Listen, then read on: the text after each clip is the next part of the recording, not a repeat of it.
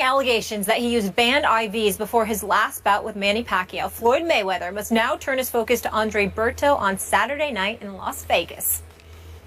Mayweather has said publicly that he will retire after his 49th fight. If Floyd defeats Berto and then retires, he would tie former heavyweight champion Rocky Marciano's record of 49 wins, no losses or draws. Marciano retired at 31 years old after defeating Archie Moore. That was all the way back in 1955 that record has stood. Stephen A., what impact could these allegations have on this fight in Floyd? I suspect little to nothing. Floyd Money Mayweather is just entirely too experienced, and when the adversity hits him, he rises to the occasion inside that ring.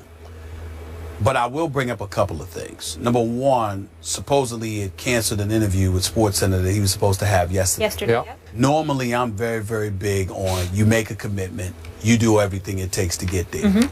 In this particular situation, I don't have a problem with it, because when you are a fighter and it's like on the eve of the fight, anything that distracts you, remember, it only takes a split second to get caught with the wrong punch and take you out of there. So anything, when it comes to fighters, I'm not talking about meaning him and SportsCenter or whatever. I'm saying that when it comes to a fighter, whether it be in boxing or the UFC or something like that, when your very life basically is on the line because you got to fight, you shut off all distractions. That's just me at that moment, meaning like on the eve of the fight. The other thing that I want to say is this. I don't believe Berto is going to win this fight. I think he's going to get schooled. I don't think he's on Mayweather's level. But I would like to keep in mind, Berto does have power, he does have speed, and he does not back up. He's coming. And so as a result of that, you get a puncher's chance in the sport of boxing. And I believe he has a puncher's chance, even though I don't think it's not as much of a chance, because I don't expect Mayweather to get hit, to be quite honest with you. Having said all of that, I do not believe Mayweather is going to retire. I do believe he will fight this fight. He will announce his retirement, obviously, and say it was great and he's not going to miss it. And then he will wait to see what happens with Cotto and Canelo Alvarez on November 21st, I believe. And after that, what Pacquiao does. And then he'll make a decision about getting another $100 to $200 million down the road about a year from now. In the end, what it comes down to is that he's gotten a bit slower, just a touch. He's got hit against Sugar Shane, got hit against Madonna. And so as a result of that, even though you surmise that this ain't going to be a distraction because he's too experienced and too much of a veteran, you never know, because we're talking about a split second where something could happen. So I'm keeping my eyes on this, because I think regardless of how they want to act, this report stung them just a little bit, more so than other things in the past. This is not the first time something like this has been mentioned. It's the first time it's gotten to this point. And I think that is categorically and emphatic as Leonard Ellaby was in denying to me personally that this is bogus, there's no truth to it whatsoever, this is much about nothing, this is a bunch of nonsense. At the end of the day, that doesn't mean they're not irritated. It doesn't mean they're not disgusted. And you never know how that can affect somebody just 48 hours later. You know, when you first started talking, I thought you were just kind of hyping the fight, like giving people a reason to watch it because one punch could catch him. But the more you spoke, the more I thought you were showing your heart on this. You think that Floyd could be in a little bit of trouble here? I think it's possible from the perspective of, I don't think Berto, a boxer, is on Floyd Mayweather's level. And I don't think that he can outbox him. My thing is, I think Berto knows that. And the whole thing about it is that I don't care how beautiful you can box. How are you once you get hit? If Berto hits this guy, Berto is not as slow as Madonna, and he's not as old as Sugar Shane. If Berto catches Money Mayweather, there could be a problem.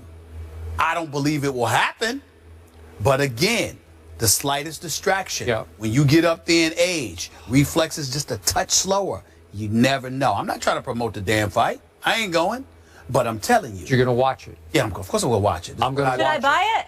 As a casual boxing fan, should buy it, because we will definitely talk about it. We'll definitely talk about it. We're in this business. You know what?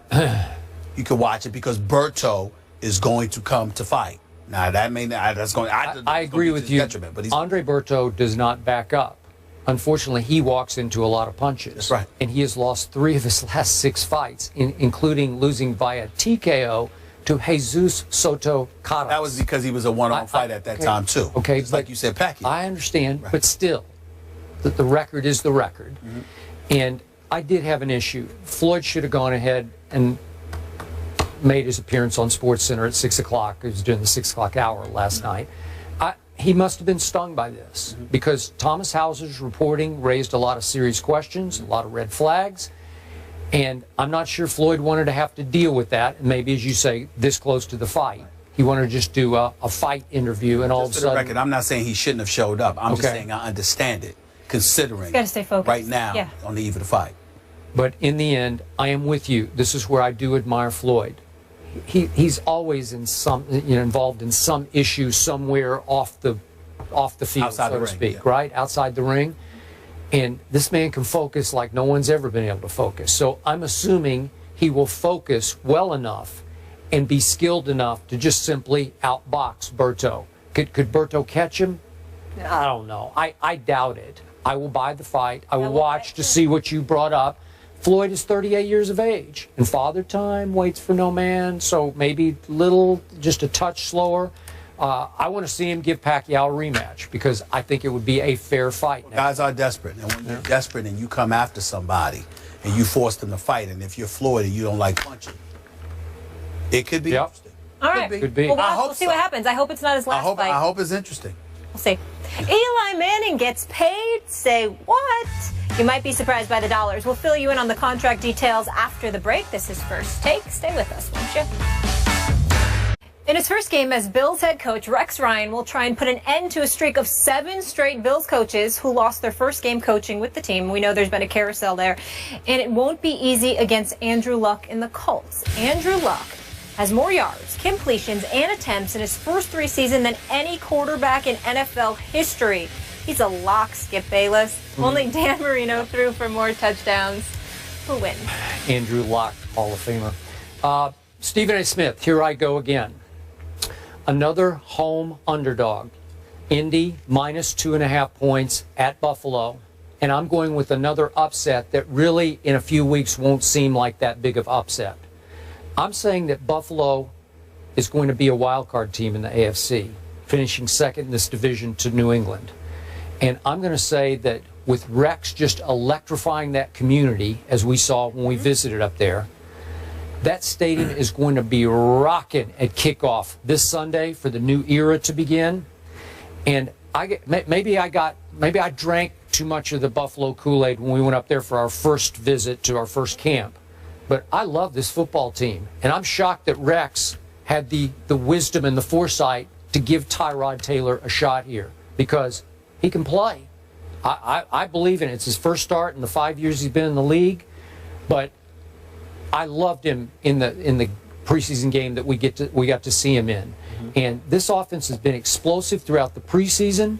Obviously with Sammy Watkins and Percy Harvin and Robert Woods and LaShawn McCoy. And I think LaShawn's going to be fairly healthy, they say, for this opener.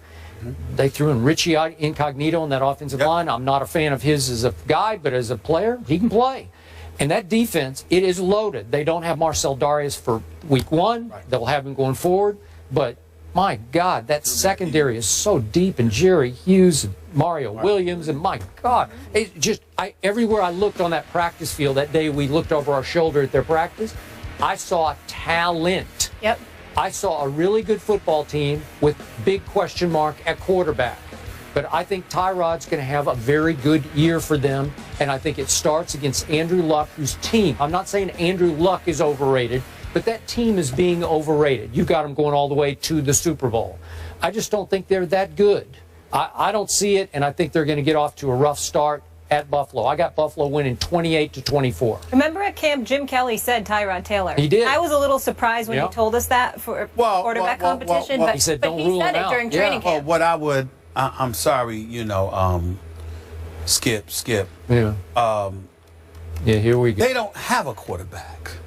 So why is it such a shock that Tyrod? I mean, my God. Because EJ Manuel or Matt Castle. Oh my Lord! Somebody has been picked over there. Please, both of them. I mean, both of them. I mean, they both lucky to be in uniform the way they've been playing. Even though EJ Manuel had a couple, at least one good preseason game.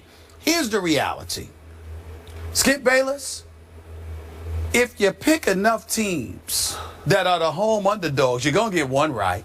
So I think I'm going to get every one of them right. We'll see on Monday, won't we? But I got news for you. I don't always pick home underdogs. I like these. I'm just talking about today. But when I do, I win. This weekend. That's all I'm talking about. We're talking about last year's Open. I'm talking about now. Okay? Stay with me. With that being said, Skip Bayless, I'm going to agree with you. Ooh. I believe the Indianapolis Colts are going to lose this game. Hey. Hear that, people? Because here's what. First of all, the defense is big time. And we all know that it was big. First of all, they were 9-7 last year. And they were a pretty damn good defense. With Hughes, with Mario Williams, with Marcel Derrick. With all, I mean, they had a crew, okay? And then you Gilmore and Cersei and those ones. Listen, they have a crew. But here's the thing. Now you got Rex Ryan, who we all know from a defensive perspective is a genius. He really is. I don't use that word very often, but I give you genius. That's right. So here's the deal. When you look at that, what is Indianapolis supposed to be doing to offset that?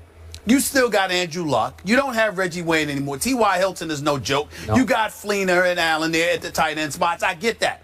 Frank Gore is supposed to be the X factor. Yeah. Against any other defense than this or the Jets, you got me, or Seattle. But the fact that this game is against Buffalo on their home turf, the beginning of the Rex Ryan era, I don't see you being able to run the football effectively on them. I just don't see that. So now we get to the Bills on the offensive side of the ball. The momentum, the crowd, etc. With a guy like LaShawn McCoy there, with Sammy Watkins there. You got Tyrod Taylor who can make plays with his feet. Yeah. I think he throws it pretty well, too. But I'm not saying. Okay. I'm saying the fact that you are a dual threat resonates with me. Because I think in a game like this, you're going to have to use your feet in order to be successful. I think the combination of all of that built off of the momentum of their defense, which finds a way to somewhat neutralize Indianapolis, I think is right for an upset. The last point I want to make was this. This is the biggest reason why I think Indianapolis is going to lose this game. And I hope I'm wrong. You know what I'm saying? I'm not saying I hope because I don't care who wins the game today, this weekend. But I will tell you this. I don't trust Indy yet. One of the biggest things about, even though I think talent-wise they can go to the Super Bowl, what I want to see from Indy is them walking into an environment like this for opening day and showing up. They're the type of team on their home turf they'll win, and the next week you can't even recognize them on the road. I want to see them respond to that. I got to see it to believe it. And until I do, I'm going to give Buffalo the edge in this one. I think Buffalo's going to win this game 24-23. Okay. Can you see Buffalo winning a wild card? No, I got the Jets going to the wild card. Do you really? Oh, that's bold. I got the Jets. Is LaShawn starting? I thought he's a little bit banged up. Do we know? They say he's a little bit banged up, but he says he will be ready for week one. He says he will be ready for week one. That'll be important. But they haven't said it. All right. You guys want to talk a little boxing? Why Having not? so much fun with NFL. But Mayweather, it's his last fight of his storied career this Saturday. That's what he's telling us. Will the recent allegations have any impact on the outcome? That is next.